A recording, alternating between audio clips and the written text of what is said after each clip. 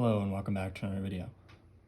This problem, we have a circle with center O, and central angle in this circle has a measure of 5 pi-fourths radians. So before we do anything, we want to find what is this in degrees.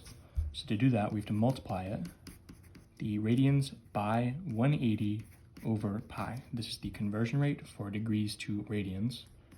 And this is going to give us, these pi's are going to cancel, and so we have 5/4 times 180, which you can just plug into your calculator. You'll get 225 degrees is the same as 5 pi-fourths radians. Now, we're asked, the area of the sector formed by this central angle is what fraction of the area of the circle? So if we imagine, we just have some random central angle. The area that this section takes up is the same percentage that the angle takes up of the full 360 degrees of the circle. So to find the fraction that the sector is of the area, you just have to take 225 and divide it by 360. And if we want to simplify this, divide the top and the bottom by 45.